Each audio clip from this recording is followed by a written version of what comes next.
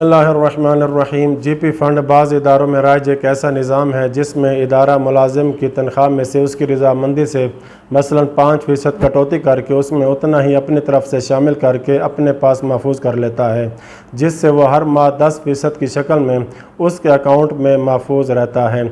और बाज़ इदारों में वो मुलाजिम जब चाहे अपना महफूज करदा माल निकाल सकता है। तो सवाल यह कि क्या खुमुस की तारीख़ आने पर जीपी फ़ंड का खुमुस निकालना वाजिब है?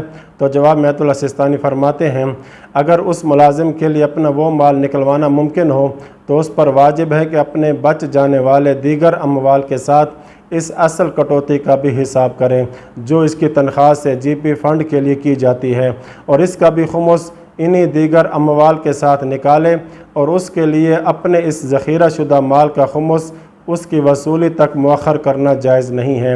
लेकिन अगर कंपनी के कवानीन वग़ैरह के सबब उसके लिए फ़ौरन वो माल निकलवाना मुमकिन न हो तो वो इसका खुमुस उसके मिलने या उसे निकलवाने के काबिल होने तक के लिए मुअख्खर कर सकता है।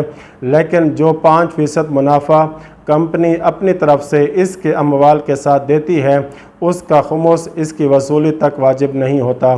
बस जब मुकल्लफ़ इस इजाफ़ी मुनाफ़े को वसूल कर ले और नए साल के आगाज़ तक इसे इस्तेमाल न करें तो इसका भी खुमुस वाजिब हो जाएगा। दूसरा सवाल यह है कि अगर कंपनी इस जीपी फ़ंड के माल से सरमायाकारी करे और इससे मुनाफा हो तो क्या मुकल्लफ़ पर इस मुनाफा का खुमुस वाजिब हो जाता है?